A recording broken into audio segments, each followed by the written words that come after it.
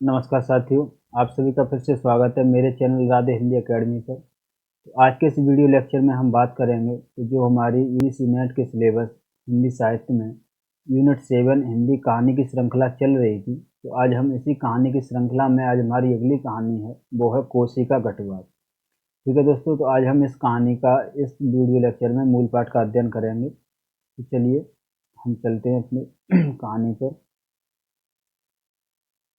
तो दोस्तों, जैसा कि मैंने अब आपको बताया, आज की जो हमारी कहानी है वो है कोसी का घटवार, जो शेखर जोशी जी की कहानी है। ठीक है दोस्तों, आज हम इसी कहानी के मूल पाठ का अध्ययन करेंगे। तो दोस्तों, कहानी पर चलने से पहले मैं आपको कुछ बता दूं। इस कहानी में जो कहानी की कथा है वो एक ऐसे रिटायर्ड फौजी की है, यानी एक फौजी है जिसका नाम गोसाई है, जो अपने छुट्टी से लौट कर आता है, यानी रिटायर हो करके जब वो अपने गांव आ जाता है वापस, तो फिर वो एक नदी के किनारे, कोसी नदी के किनारे एक अपनी चक्की लगा लेता है और उसी से अपना समय बिताता है। लेकिन फिर उसे अपनी जो उसकी जो उसके जवानी में जो उसकी प्रेमिका रही थी, तो उस प्रेमिका की याद आती है जिसका नाम लक्ष्मण है। यानी इसमें दो कैरेक्टर हैं, एक तो जो गोसाई है वो फौज से लौट कर आया है और जो अब बाद में अपनी चक्की खोल लेता है, तो गोसाई और उसकी प्रेमिका लक्ष्मण। ठीक है दोस्तों, इसमें इन्हीं की कहानी चलती है, तो इसी को हम देखेंगे।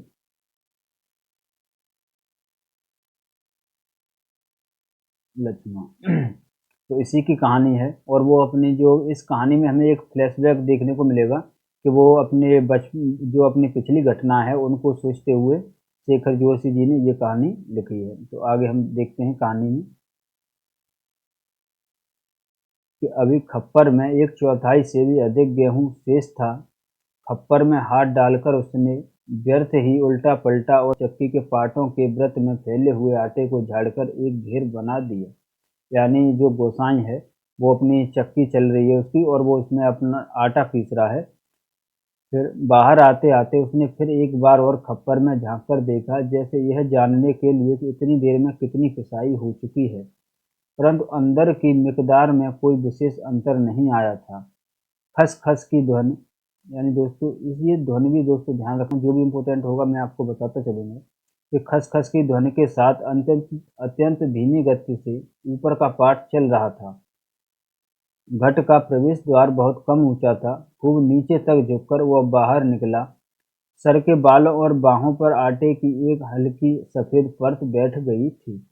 यानी वो जब अपने घर से बाहर निकला, जब अपने कमरे से जहाँ उसकी चक्की लगी हुई थी, तो जो आटा वो पीस रहा था, तो जो आटा उड़कर उसके जो चेहरा है उस पर लग गया था।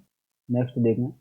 खम्भे का सहारा लेकर वह बुदबुदाया, जा साला, सुबह से अब तक 10 पंसेरी भी नहीं हुआ। सूरज कहाँ का कहाँ चला गया, कैसी अनहोनी बात। बात अनहोनी तो है ही, जेठ बीत रहा है, आकाश में कहीं बादलों का नाम निशान ही नहीं। अन्य वर्षों अब तक लोगों की धान रोपाई पूरी हो जाती थी, पर इस साल नदी नाले सब सूखे पड़े हैं। खेतों की सिंचाई तो दरकिनार, बीज की क्यारियां सूखी जा रही हैं। छोटे नाले गूलों के किनारे एक घट महीनों से बंद है। कोसी के किनारे गोसाई का यह घट, पर इसकी भी चाल ऐसी है कि लद्दू घोड़े की चाल को भी मात देती है। यानी जैसे ही वो अपने कमरे से बाहर निकल के आया, तो फिर उसने ऊपर आसमान की तरफ देखा, तो उसे दिखाई दिया कि बाहर भी धूप ही है। जेठ बीत रहा है, यानी जो जेठ का महीना होता है वो भी बीत रहा है, लेकिन अभी वर्षा का कोई नामो निशान नहीं। और न जब तक वर्षा नहीं होगी तो फिर नदी में भी पानी कहाँ से आएगा। तो अभी नदी में भी पानी नहीं है, इसके इस वजह से उसकी चक्की भी नहीं चल पा रही है। और जो किसानों के जो धान रखे जाने हैं, जो धान की रोपाई होगी, धान की फसल की बुआई होनी है, वो भी नहीं अभी तक हो पाई है। नेक्स्ट देखें दोस्तों। चक्की के निचले खंड में छिचिर छिचिर की आवाज के साथ पानी को काटती हुई मथानी चल रही थी। यानी ये छिचिर छिचिर की आवाज है, वो कौन कर रहा था, तो वो मथानी की आवाज कर रही थी, चल रही थी। कितनी धीमी आवाज। अच्छे खाते पीते ग्वालों के घर में दही की मथानी इससे जोर ज्यादा शोर करती है। इसी मथानी का वह शोर होता था कि आदमी को अपनी बात नहीं सुनाई देती, और अब तो भले नदी पार कोई बोले तो बात यहाँ सुनाई दे। यानी वो कहता है पहले नदी का बहाव इतना होता था कि तब तो ये बहुत आवाज़ करती थी, बहुत अच्छी पिसाई होती थी, लेकिन अभी इससे उतनी आवाज़ नहीं आ रही, यानी अभी इतनी पिसाई नहीं कर रही। छप छप छप पुरानी फौजी पैंट को घुटनों तक मोड़कर गोसाई पानी की गूल के अंदर चलने लगा। कहीं कोई सुराख निकास हो तो बंद कर दे, एक बूंद पानी भी बाहर न जाए। बूंद बूंद की कीमत है इन दिनों। प्रायः आधा फलांग चलकर वो बांध पर पहुंचा। नदी की पूरी चौड़ाई को घेरकर पानी का बहाव घटकी गूल की ओर मोड़ दिया गया था। किनारे की मिट्टी घास लेकर उसने बांध में एक दो स्थान पर निकास बंद किया और फिर गूल के किनारे किनारे चलकर घट पर आ गया। यानी फिर उसने क्या किया कि वो नदी में गया और नदी में उसने जो अपनी तरफ अपने घट को जो पानी आना था उसको उन्होंने वहाँ पे बांध लगाया, और इसलिए कि सारा पानी उसी के घट की तरफ आए। अंदर जाकर उसने फिर पाटों के व्रत में फैले हुए आटे को बोहार कर ढेरी में मिला दिया। खप्पर में अभी थोड़ा बहुत गेहूं शेष था, वह उठकर बाहर आया। दूर रास्ते पर एक आदमी सर पर पिसाना रखे उसकी ओर आ रहा था। गोसाई ने उसकी सुविधा का ख्याल कर वहीं से आवाज दे दी, हे हो, यहाँ लंबर देर में आएगा, 2 दिन का पिसान अभी जमा है, ऊपर उमेद सिंह के गट में देख लो। यानी उसकी चक्की की तरफ कोई पिसाने गेहूं आ रहा था, तो उसने दूर से ही देखा, तो फिर उसे वहीं से वापस करना चाहा कि उसके पास वैसे भी बहुत है पीसने के लिए, उसका जो नंबर है वो अभी नहीं आ पाएगा, इसीलिए वो किसी और दूसरे घट पर देख ले। तो उसने जो दूसरा एक और घट है, तो उसका क्या नाम है, तो वो उमेद सिंह का घट है दूसरा, तो ऊपर उमेद सिंह के घट पर देख ले। उस व्यक्ति ने मुड़ने से पहले एक बार और प्रश्न किया। खूब ऊंचे स्वर में पुकारकर वह बोला, जरूरी है जी, हमारे पहले हमारा नंबर नहीं लगा दोगे? यानी उस व्यक्ति ने कहा कि जरूरी है, पहले हमारा नंबर नहीं लगा दोगे? तो फिर गोसाई होठों ही होठों में मुस्कुराया, साला कैसे चीखता है, जैसे घट की आवाज़ इतनी हो कि मैं सुन न सकूं। कुछ कम ऊंची आवाज़ में उसने हाथ हिलाकर उत्तर दे दिया, यहाँ जरूरी का भी बाप रखा है जी, तुम ऊपर चले जाओ। वह आदमी लौट गया। महल की छांव में बैठकर गोसाई ने लकड़ी के जलते कुंदे को खोलकर चिलम सुलगाई और गुड़गुड़ करता हुआ धुआं उड़ाता रहा। खसर खसर चक्की का पाट चल रहा था। किट किट किट किट खप्पर से दाने गिराने वाली चिड़िया पाट पर टकरा रही थी। यानी जो खसर खसर है वो चक्की का पाट की आवाज़ है, और जो किट किट की जो आवाज़ है वो जो ऊपर से जो दाना गिरता है, जो चिड़िया लगी होती है। अगर आपने चक्की देखी हो तो चक्की में ऊपर अनाज डाल दिया जाता है, तो जब वो नीचे को गिरता है तो उसमें एक सुराख होता है, तो उसी सुराख से जब वो अनाज गिरता है तो उसी को कहते हैं चिड़िया। तो वो किट किट की आवाज़ कर रही थी। छिछिर छिछिर की आवाज़ के साथ मथानी पानी को काट रही थी, और कहीं कोई आवाज़ नहीं, कोसी के बहाव में भी कोई ध्वनि नहीं। रेती पाथरों के बीच में टहकने टहकने पत्थर भी अपना सर उठाए आकाश को निहार रहे थे। दोपहरी ढलने पर भी इतनी तेज धूप, कहीं चिरैया भी नहीं बोलती, किसी प्राणी का प्रिय अप्रिय स्वर नहीं। यानी वो बिल्कुल अकेला है, वहाँ पर उसके घर के पास और कोई नहीं है, ना कोई प्राणी है, बहुत धूप पड़ रही है। सूखी नदी के किनारे बैठा गोसाई सोचने लगा, क्यों उस व्यक्ति को लौटा दिया। लौट तो वह जाता ही, घट के अंदर सच पड़े किसान के थैलों को देखकर दो चार क्षण की बातचीत का आसरा ही होता। फिर वो सोचता कि उसने बेकार ही उस व्यक्ति को वापस कर दिया, कम से कम वो आता तो दो चार बातें करता बैठता। कभी कभी गोसाई कोई अकेलापन काटने लगता है। सूखी नदी के किनारे का यह अकेलापन नहीं, जिंदगी भर साथ देने के लिए जो अकेलापन उसके द्वार पर धरना देकर बैठ गया था। यानी फिर वो अकेला वहीं पे बैठा बैठा सोचने लगा कि उसका पूरा जीवन तो अकेले ही बीते जा रहा है। सूखी नदी जैसा अकेलापन नहीं, बल्कि जो उसका अकेलापन है वो बिल्कुल ऐसे हो गया है जैसे उसके साथ ही रहना हो उसे, जिसे अपना कह सके। ऐसे किसी प्राणी का स्वर उसके लिए नहीं, उसके पास ऐसा कोई नहीं है घर में जिसे वो अपना कह सके। पालतू कुत्ते बिल्ली का स्वर भी नहीं। क्या ठिकाना ऐसे मालिक का जिसका घर द्वार नहीं, बीवी बच्चे नहीं, खाने पीने का ठिकाना नहीं। घुटनों तक उठी हुई पुरानी फौजी पैंट के मोड़ को गोसाई ने खोला। धूल में चलते हुए थोड़ा भाग भीग गया था, पर इस गर्मी में उसे भीगी पैंट की यह शीतलता अच्छी लगी। पैंट की सलवटों को ठीक करते करते गोसाई ने हुक्के की नली से मुंह हटाया। उसके होठों में बाएं कोने पर हल्की सी मुस्कान उभर आई। बीती बातों की याद गोसाई सोचने लगा, इसी पेंट की बदौलत यह अकेलापन उसे मिला है। यानी वो सोचता है कि जब जब वो वहीं पे बैठा था, वो फौजी पैंट पहने हुआ था। फिर उसे अब पुरानी घटनाओं की याद आती है और वो सोचता है कि इसी पैंट यानी इसी फौजी की वजह से उसे ये अकेलापन मिला है। नहीं, याद करने को मन नहीं करता, पुरानी बहुत पुरानी बातें वो भूल गया है, पर हवलदार साहब की पैंट की बात उसे नहीं भूलती। ऐसी ही फौजी पैंट पहनकर हवलदार धर्म सिंह आया था। यानी ऐसी ही पैंट जो वो पैंट पहने हुए है फौजी, ऐसी ही पैंट पहनकर उसके पास यानी उसके गांव का एक हवलदार है धर्म सिंह, वो आया था। लॉन्ड्री की धुली नोकदार क्रीज वाली पैंट, वैसी ही पैंट पहनने की महत्वाकांक्षा लेकर गोसाई फौज में गया था। यानी उसके गांव का एक फौजी था, जब वो अपने गांव आया तो वो फौजी ड्रेस में था, तो उसने उसी पैंट को देखते हुए ये अपने मन में इच्छा जाहिर कर ली कि वो भी ऐसी पैंट पहनेगा और फौज में जाएगा। पर फौज से लौटा तो पैंट के साथ साथ जिंदगी का अकेलापन भी उसके साथ आ गया। पैंट के साथ और भी कितनी स्मृतियां संबंध हैं। उस बार की छुट्टियों की बात, कौन महीना, बैसाख ही था। यानी एक बार वो अब जब सर्विस में था तो वो बैसाख के महीने में वापस आया था। सर पर क्रॉस खुपरी के क्रेस्ट वाली काली किश्तीनुमा टोपी को तिरछा रखकर फौजी वर्दी वो पहली बार एनुअल लीव पर घर आया। यानी वो पहली बार एनुअल लीव पर घर आया था महीने वाली छुट्टी पर। तो चीड़ बन की आग की तरह खबर इधर उधर फैल गई थी। बच्चे बूढ़े सभी उससे मिलने आए थे। चाचा का गोठ एकदम भर गया था ठसाठस। बिस्तर की नई एकदम साफ जगमग लाल नीली धारियों वाली दरी आंगन में बिछानी पड़ी थी लोगों को बिठाने के लिए। खूब याद है आंगन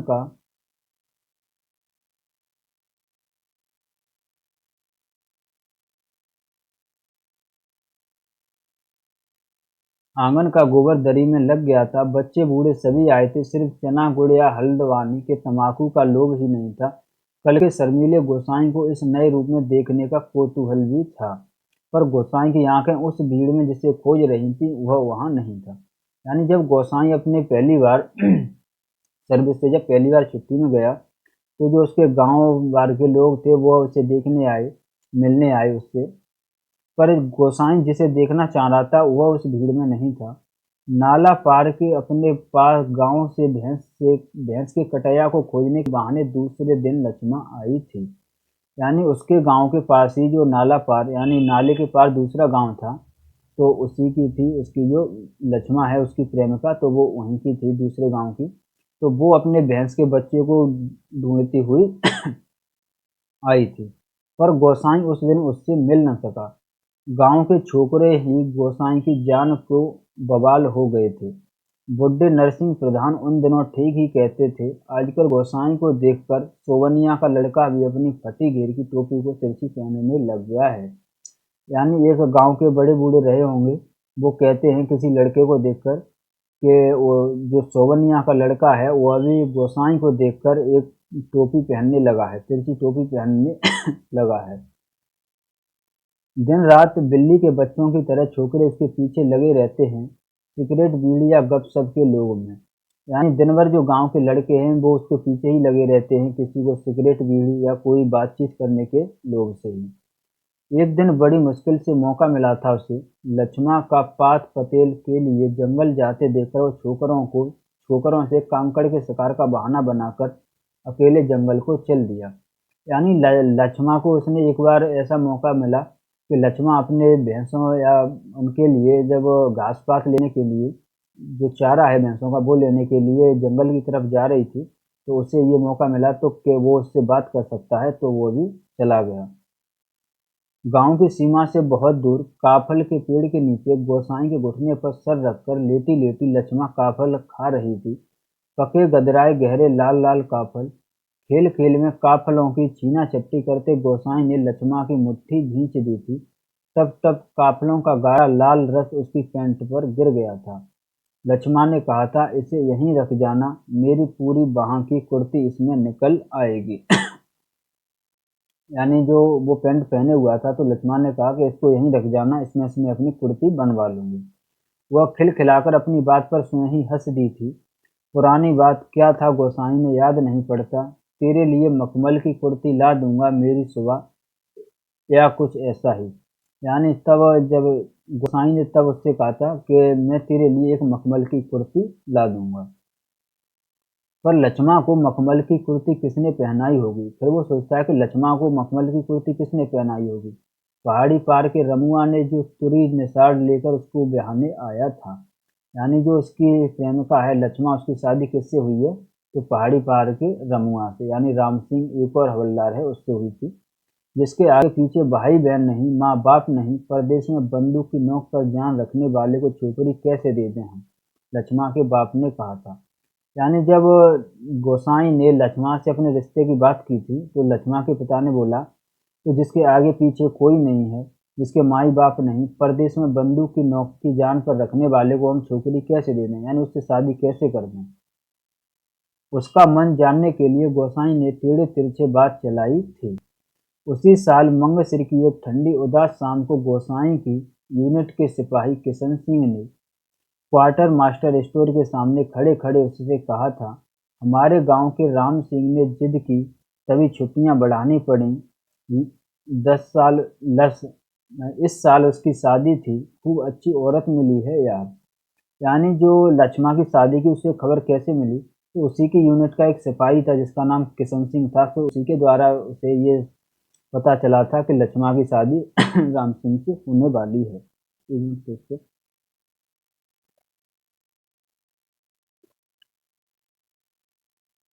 शक्ल सूरत भी खूब है, एकदम पटाखा, बड़ी हंसमुख है, तुमने तो देखा ही होगा। तुम्हारे गांव के नज़दीक की है, लक्ष्मा लक्ष्मा कुछ ऐसा ही नाम है।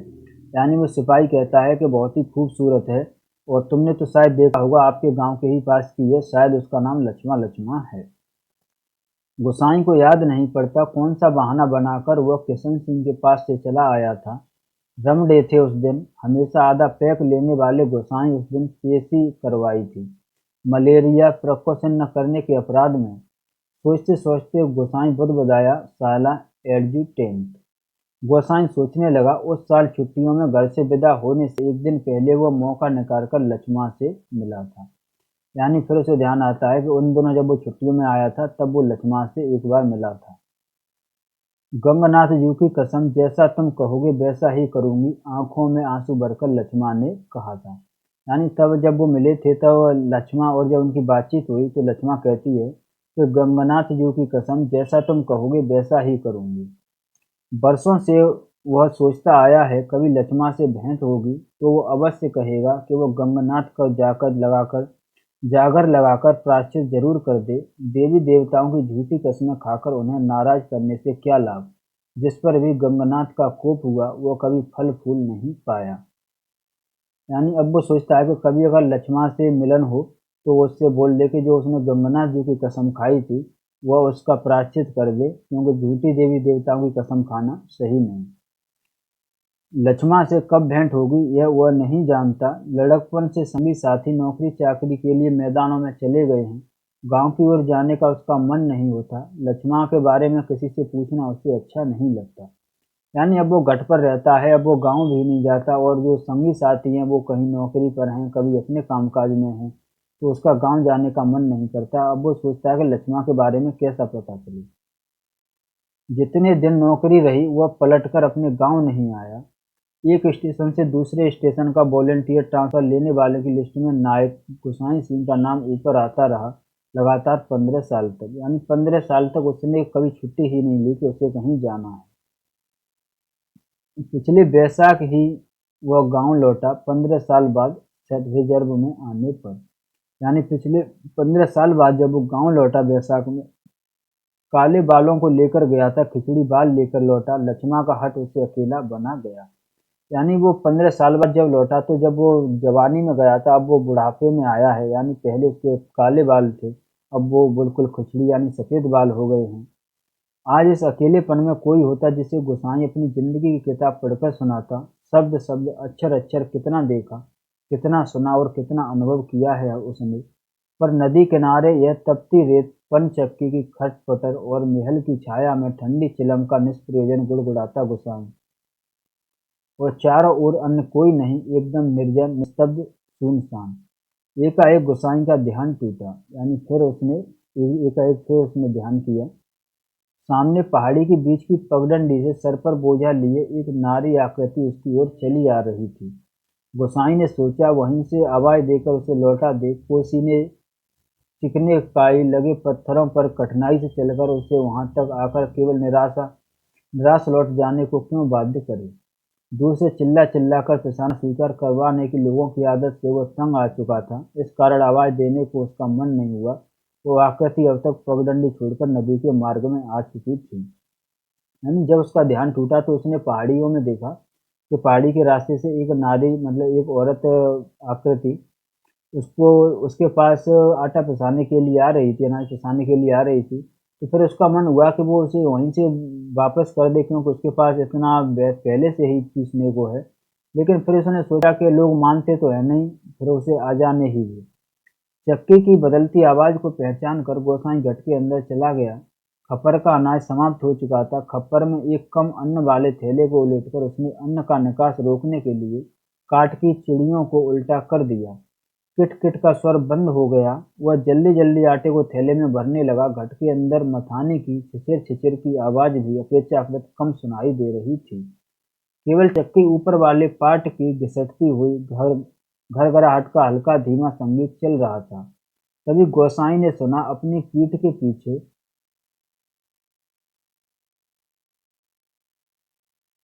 घट के द्वार पर इस संगीत से भी मधुर एक नारी का कंठ स्वर, कब बारी आएगी जी, रात की रोटी के लिए भी घर में आटा नहीं है।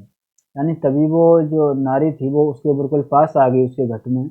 और अब तभी उसकी आवाज आई कि हमारा नंबर कब आ जाएगा, रात को भी आटा नहीं है हमारे घर में। सर पर पिसान रखे एक स्त्री उससे यह पूछ रही थी। गोसाई को उसका स्वर परिचित सा लगा। चौंक कर उसने पीछे मुड़कर देखा। कपड़े में पिसान ढीला बांधा होने के कारण बोझ का एक सिरा उसके मुख के आगे आ गया था।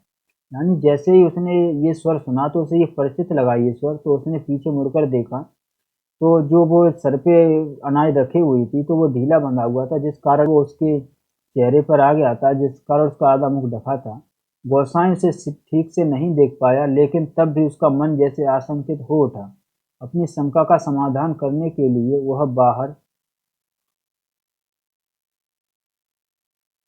आने को मुड़ा, लेकिन तभी फिर अंदर जाकर किसान के थैले को इधर उधर रखने लगा।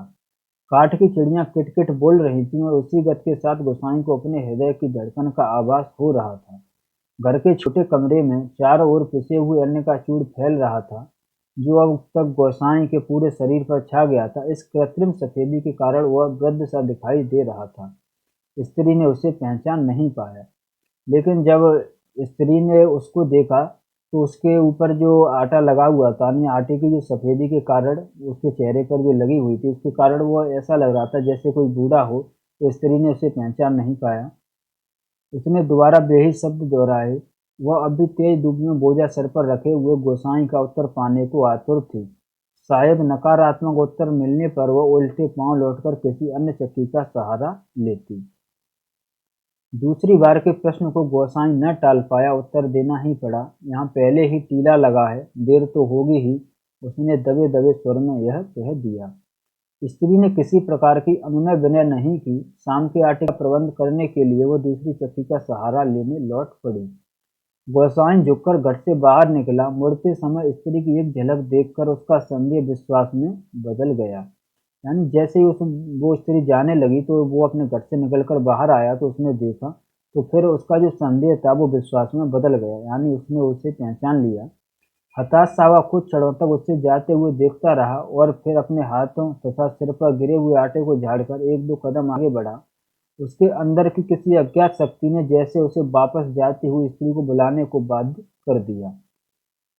यानी उसके मन में आया कि उसे जो स्त्री जा रही थी उसे वापस रोक ले। आवाज देकर उसे बुला लेने को उसने मुंह खोला, परंतु आवाज न दे सका। एक झिझक, एक असमर्थता थी जो उसका मुंह बंद कर रही थी। वह उस स्त्री नदी तक पहुंच चुकी थी। गोसाई के अंतर में तीव्र उथल पुथल मच गई। इस बार आवेग इतना तीव्र था कि वह स्वयं को रोक नहीं पाया। तड़खड़ाती आवाज में उसने पुकारा, लक्ष्मण। घबराहट के कारण वह पूरे जोर से आवाज नहीं दे पाया था। स्त्री ने यह आवाज नहीं सुनी। इस बार गोसाई ने स्वस्थ होकर पुनः पुकारा, लक्ष्मण। यानी वो पहचान गया था कि ये उसकी पुरानी जो प्रेमिका रही थी, ये वही है लक्ष्मण। तो उसने आवाज़ लगाई, तो एक बार में उसकी आवाज़ इतनी साफ नहीं निकली, लेकिन जब उसने दूसरी बार आवाज़ लगाई तो उसने सुन ली। लक्ष्मण ने पीछे मुड़कर देखा, मायके में उससे सभी इसी नाम से पुकारते थे। यह संबोधन उसके लिए स्वाभाविक था, परंतु उसे शंका शायद यह थी कि चक्की वाला एक बार प्रशंसा स्वीकार न करने पर भी दोबारा उसे बुला रहा है, या उसे केवल भ्रम हुआ है। उसने वहीं से पूछा, मुझे पुकार रहे जी? यानी उसे ये संदेह हो रहा था कि एक बार तो चक्की वाले ने मना कर दिया था, लेकिन शायद उसे लगा कि फिर वो पुकार रहा है, तो उसने कंफर्म करने के लिए उसे उससे पूछा कि आपने पुकारा? गोसाई ने संयुक्त स्वर में कहा, हाँ ले आ, हो जाएगा। लक्ष्मण क्षण भर रुकी और फिर घट की ओर लौट आई। अचानक साक्षात्कार होने का मौका न देने की इच्छा से गोसाई व्यस्तता का प्रदर्शन करता हुआ महल की छांव में चला गया। लक्ष्मण पिसान का थैला घट के अंदर रख आई। बाहर निकलकर उसने आंचल के कोर से मुंह पर पहुंचा। तेज धूप में चलने के कारण उसका मुंह लाल हो गया था।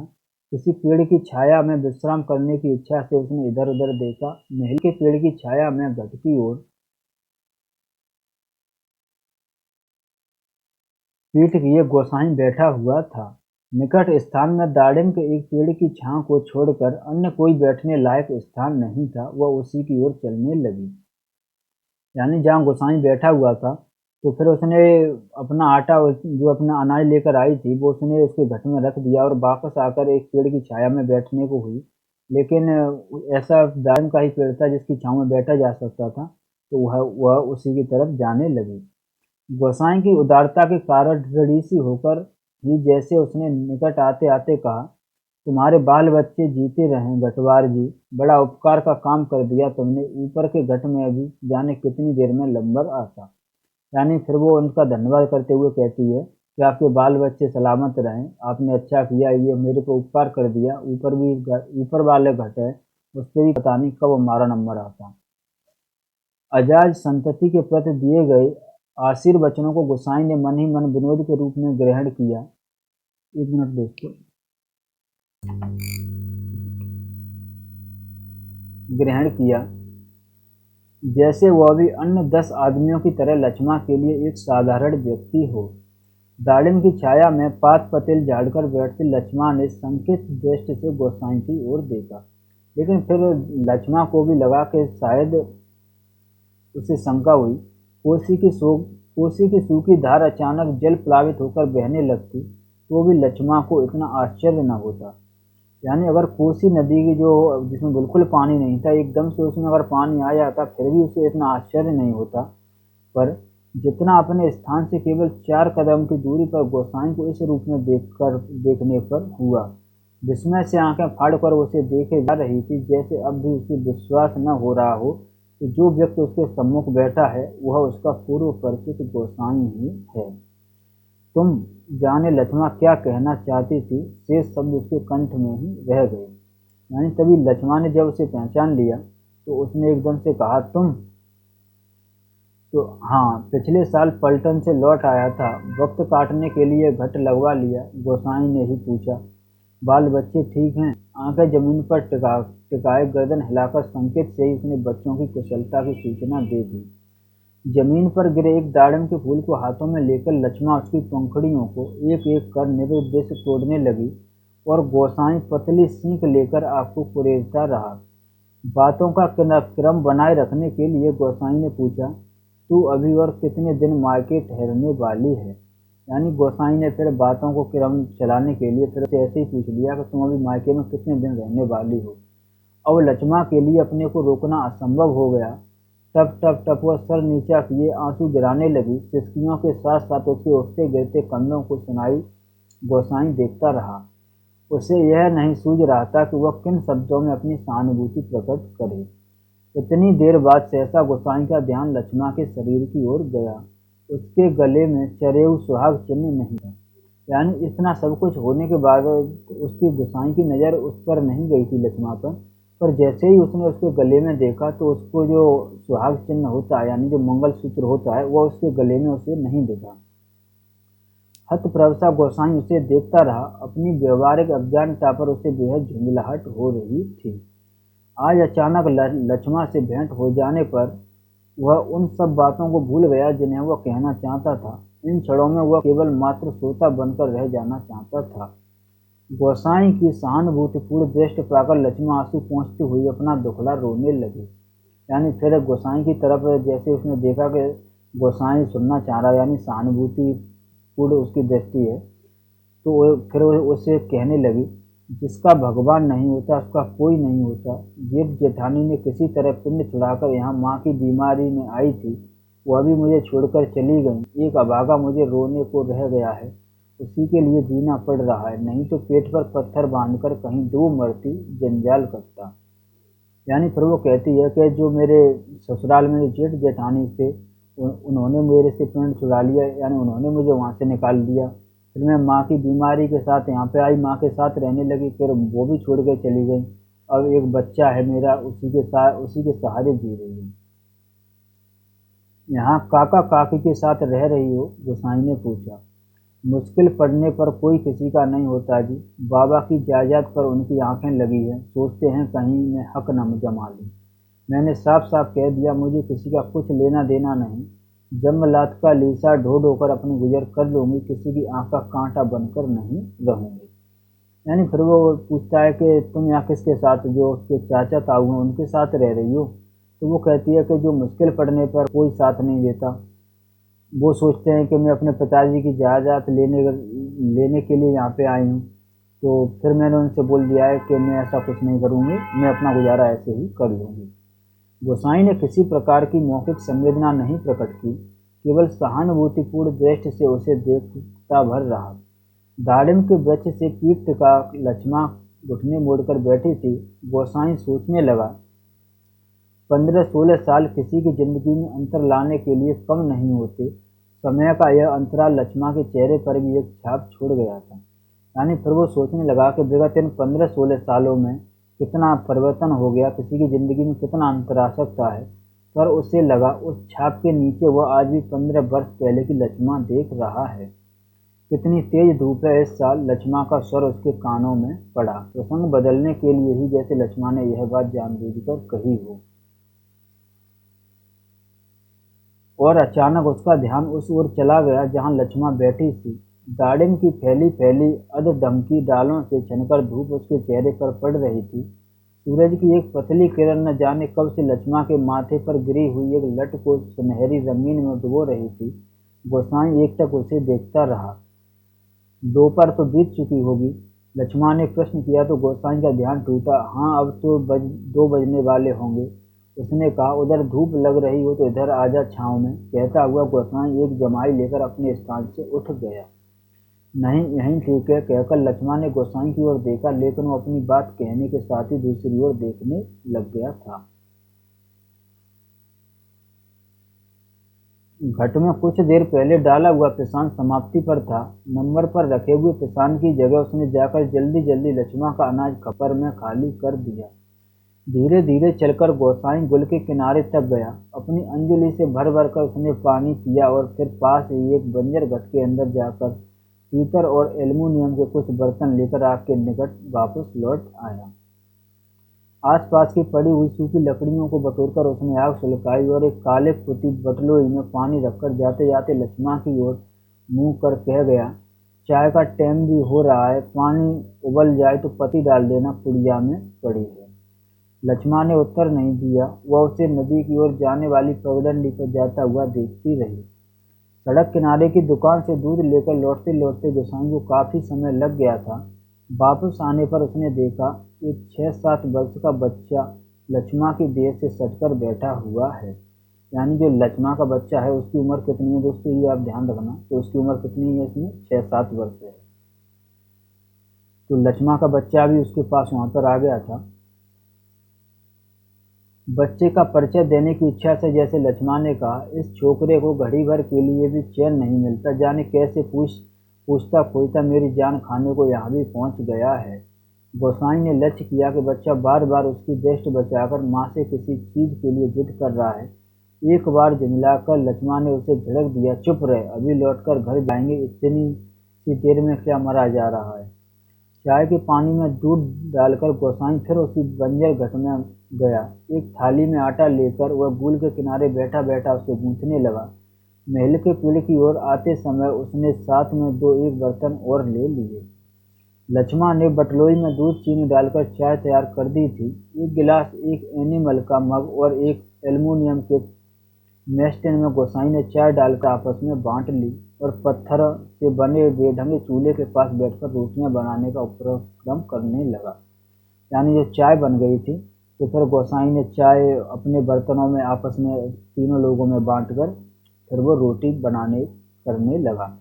हाथ का चाय का गिलास जमीन पर टिकाकर लक्ष्मण उठी। आटे की थाली अपनी ओर खिसकाकर उसने स्वयं रोटी पका देने की इच्छा ऐसे स्वयं प्रकट की कि गोसाई ना न कह सका। वह खड़ा खड़ा उसे रोटी पकाते हुए देखता रहा। गोल गोल डिबिया सरीखी रोटियां चूल्हे में खिलने लगी। बरसों बाद गोसाई ने ऐसी रोटियां देखी थीं जो अनिश्चित आकार की फौजी लंगर की चपातियों या स्वयं उसके हाथ से बनी बेडोल रोटियों से एकदम भिन्न थी। यानी उसने बहुत समय बाद फौज में तो उसे ऐसे ही अनिश्चित आकार की रोटियां मिलती थीं और वो अपने हाथ से भी सही रोटी नहीं बना पाता था, तो उसने बहुत दिनों बाद जो गोल गोल रोटियां देखी थी। आटे की लोई बनाते समय लक्ष्मण के छोटे छोटे हाथ बड़ा तेजी से घूम रहे थे। कलाई में पहने हुए चांदी के कड़े जब कभी आपस में टकरा जाते तो खन खन का एक अत्यंत मधुर स्वर निकलता। चक्की के पाट पर टकराने वाली काठ की चिड़ियों का स्वर कितना नीरस हो सकता है, यह गोसाई ने आज पहली बार अनुभव किया। यानी जो जो इसकी जो चक्की है, उसकी जो चिड़ियाँ आवाज़ करती हैं, उसका स्वर उसे कितना नीरस जान पड़ा, यह अनुभव उसे आज हुआ था जब उसके कड़े बज रहे थे। किसी काम से वो बंजर गट की ओर गया और बड़ी देर तक खाली बर्तन डिब्बों को उठाता रखता रहा। वह लौटकर आया तो लक्ष्मण रोटी बनाकर बर्तनों को समेट चुकी थी और अब आटे में सने हाथ धो रही थी। गोसाई ने बच्चे की ओर देखा। वह दोनों हाथों में चाय का मग थामे टकटकी लगाकर गोसाई को देखे जा रहा था। लक्ष्मण ने आग्रह के स्वर में कहा, चाय के साथ खानी हो तो खा लो, फिर ठंडी हो जाएगी। मैं तो अपने टाइम से ही खाऊंगा। यह तो बच्चे के लिए स्पष्ट कहने में उसे झिझक महसूस हो रही थी, जैसे बच्चे के संबंध में चिंतित होने की उसकी चेष्टा अनधिकार हो। न न जी, वह अभी घर से खाकर ही आ रहा है। मैं रोटियां बनाकर रख आई थी। अत्यंत संकोच के साथ लक्ष्मण ने आपत्ति प्रकट की।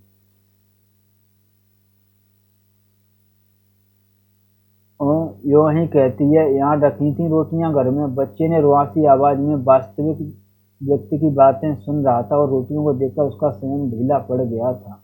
चुप आंखें तरे कर लक्ष्मण ने उसे डांट दिया। बच्चे के इस कथन से उसकी स्थिति हास्यास्पद हो गई थी। इस कारण लज्जा से उसका मुंह आरक्त हो था। यानी लक्ष्मण ने कहा कि नहीं, बच्चा तो घर से खाकर आया है। तभी बच्चा कहता है कि कहाँ खाकर आया, घर पे तो रोटी थी ही नहीं। तो फिर वो डांट देती है उसे। बच्चा है, भूख लग आई होगी, डांटने से क्या फायदा। गोसाई ने बच्चे का पक्ष लेकर 2 रोटियां उसकी ओर बढ़ा दी, परंतु माँ की अनुमति के बिना उन्हें स्वीकारने का साहस बच्चे को हो नहीं रहा था। वह ललचाई दृष्टि से कभी रोटी को कभी माँ की ओर देख लेता था। गोसाई के बार बार आग्रह करने पर भी बच्चा रोटियां लेने में संकोच करता रहा, तो लक्ष्मण ने उसे झिड़क दिया, मर, अब ले क्यों नहीं लेता। जहाँ जाएगा वहीं अपने लक्षण दिखाएगा। इससे पहले कि बच्चा रोना शुरू कर दे, गोसाई ने रोटियों के ऊपर एक टुकड़ा गुड़ का रखकर बच्चे के हाथ में दे दिया। भरी भरी आंखों से इस अनोखे मित्र को देखकर बच्चा चुपचाप रोटी खाने लगा और गोसाई कौतूहलपूर्ण दृष्टि से उसके हिलते हुए होठों को देखता रहा। इस छोटे से प्रसंग के कारण वातावरण में एक तनाव सा आ गया था, जिसे गोसाई और लक्ष्मण दोनों ही अनुभव कर रहे थे। यानी इतनी देर में एक जो उन दोनों के बीच जो वातावरण था उनके बीच, तो थोड़ा तनाव सा आ गया। यानी बच्चे ने रोटी की जिद की और माँ ने उससे मना किया तो उसे सही नहीं लगा। स्वयं भी एक रोटी को चाय में डुबाकर खाते खाते गोसाई ने जैसे इस तनाव को कम करने की कोशिश में ही मुस्कुराकर कहा, लोग ठीक ही कहते हैं, औरत के हाथ की बनी रोटियों में स्वाद ही दूसरा होता है। लक्ष्मण ने करुण दृष्टि से उसकी ओर देखा। गोसाई हो कर फीकी खोखली हंसी हंस रहा था।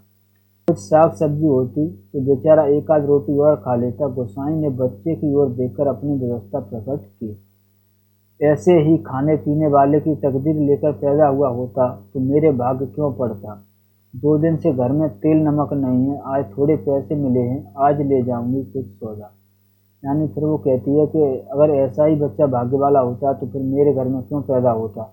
आज कुछ लेकर जाऊंगी, 2 दिन से घर में कुछ भी नहीं था। हाथ से अपनी जोक टटोलते हुए गोसाई ने संकोचपूर्ण स्वर में कहा, लक्ष्मण। लक्ष्मण ने जिज्ञासा से उसकी ओर देखा। गोसाई ने जेब से एक नोट निकालकर उसकी ओर बढ़ाते हुए कहा, ले, काम चलाने के लिए रख ले, मेरे पास अभी और हैं, परसों दफ्तर से मनी ऑर्डर आया था। नहीं नहीं जी, काम तो चल ही रहा है, मैं इस मतलब से थोड़े कह रही थी, यह तो बात चली तो मैंने कहा, कहकर लक्ष्मण ने सहायता लेने से इनकार कर दिया। गोसाई को लक्ष्मण का यह व्यवहार अच्छा नहीं लगा। रूखी आवाज में वह बोला, दुख तकलीफ के वक्त ही आदमी आदमी के काम नहीं आया तो बेकार है साला। कितना कमाया कितना फूंका हमने इस जिंदगी में, है कोई हिसाब? पर क्या फायदा, किसी के काम नहीं आया, इसमें एहसान की क्या बात है? पैसा तो मिट्टी है साला, किसी के काम नहीं आया तो मिट्टी, एकदम मिट्टी। यानी फिर वो कहता है कि लक्ष्मण, अगर पैसा अगर इंसान के दुख सुख में काम नहीं आया तो फिर उसका क्या मोल है, वो फिर तो मिट्टी ही है। दोस्तों ये वाली पंक्तियां आप जरूर ध्यान रखना, ये वाली पंक्तियां एग्जाम के पॉइंट ऑफ व्यू से इम्पोर्टेंट है। नेक्स्ट, परंतु गोसाई के इस तर्क के बावजूद भी लक्ष्मण अड़ी रही। बच्चे के सिर पर हाथ फेरते हुए उसने दास ने गंभीरता से कहा, गंगनाथ दाहिने रहें तो भले बुरे दिन निभ ही जाते हैं जी। पेट का क्या है, घट के खप्पर की तरह जितना डालो कम हो जाए। अपने पराये प्रेम से हंस बोल लें तो वह बहुत है दिन काटने के लिए। गोसाई ने गौर से लक्ष्मण के मुख की ओर देखा। बरसों पहले उठे हुए ज्वार और तूफान का वो कोई चिन्ह शेष नहीं था। अब वह सागर जैसी सीमाओं में बंधकर शांत हो चुका था। रुपया लेने के लिए लक्ष्मण से अधिक आग्रह करने का उसका साहस नहीं हुआ, पर गहरे असंतोष के कारण बुझा बुझा सा वह धीमी चाल से चलकर वहां से हट गया। सहसा उसकी चाल तेज हो गई और घट के अंदर जाकर उसने एक बार संकित दृष्टि से बाहर की ओर देखा। लक्ष्मण उस ओर पीठ किए बैठी थी। उसने जल्दी जल्दी अपने निजी आटे के टीन से 2-2.5 सेर के करीब आटा निकालकर लक्ष्मण के आटे में मिला दिया और संतोष की एक सांस लेकर वह हाथ झाड़ता हुआ बाहर आकर बांध की ओर देखने लगा। ऊपर बांध पर किसी को घूमते हुए देखकर उसने हाँक दी, शायद खेत की सिंचाई के लिए कोई पानी तोड़ना चाहता है। यानी फिर उसने कहा गोसाई ने कि उसने लक्ष्मण ने जब पैसे लेने से इनकार कर दिया तो फिर उसके मन में आया कि मैं इसकी सहायता करना चाहता हूँ, भले ही वो इसमें लेने से इनकार करती है। तो फिर उसे कुछ नहीं सूझता, तो फिर वो क्या करता है कि जो उसका आटा पीस रहा था उसमें ही अपने अपने में से आटा उसके आटे में कुछ ज़्यादा मिला देता है, जिससे उसे इस बात से संतोष होता है कि चलो वह कुछ तो उसकी मदद कर ही रहा है। बांध की ओर जाने से पहले वो एक बार लक्ष्मण के निकट गया। किसान पिस जाने की सूचना उसे देकर वापस लौटते हुए फिर ठिठक कर खड़ा हो गया। मन की बात कहने में जैसे उसे झिझक हो रही हो, अटक अटक कर वह बोला, लक्ष्मण। लक्ष्मण ने सिर उठाकर उसकी ओर देखा। गोसाई को चुपचाप अपनी ओर देखते हुए पाकर उसे संकोच होने लगा। वह न जाने क्या कहना चाहता है। इस बात की आशंका से उसके मुंह का रंग अचानक फीका होने लगा, पर गोसाई ने झिझकते हुए केवल इतना ही कहा, कभी 4 पैसे जुड़ जाएं तो गंगानाथ का जागर लगाकर भूल चूक की माफी मांग लेना। पूत परिवार वालों को देवी देवता के कोप से बचा रहना चाहिए। यानी फिर वो लक्ष्मण से कहता है कि कभी अगर 4 पैसे जुड़ जाएं तो गंगानाथ का जागर लगाकर जो कसम खाई थी उसकी माफी मांग लेना। घर परिवार वालों को ये कोप अच्छा नहीं रहता। लक्ष्मण की बात सुनने के लिए वह नहीं रुका। पानी तोड़ने वाले खेतिया से झगड़ा निपटाकर कुछ देर बाद लौटते हुए उसने देखा, सामने वाले पहाड़ की पगडंडी पर सर पर आटा लिए लक्ष्मण अपने बच्चे के साथ धीरे धीरे चली जा रही थी। वो अपने पहाड़ी के मोड़ तक पहुंचने तक टकटकी बांधे देखता रहा। घर के अंदर काठ की चिड़ियां अब भी किट किट आवाज कर रही थी। चक्की का पाट खिसिर खिसिर चल रहा था और मथानी की पानी काटने की आवाज आ रही थी, और कहीं कोई स्वर नहीं था। सुनसान निस्तब्ध निस्तब्ध। ठीक है दोस्तों, तो ये कहानी हमारी खत्म हुई। अब मिलते हैं हम नेक्स्ट वीडियो में, जिसमें हम इस कहानी से जो भी जुड़े हुए तथ्य हैं उसकी चर्चा करेंगे। तो धन्यवाद दोस्तों। अगर आपको इसकी पीडीएफ चाहिए तो आप मेरे Telegram channel Radhe Hindi academy से जुड़ जाइए। उसी में आपको इस वीडियो के बाद दिए पीडीएफ उसी में आपको मिल जाएगी। धन्यवाद।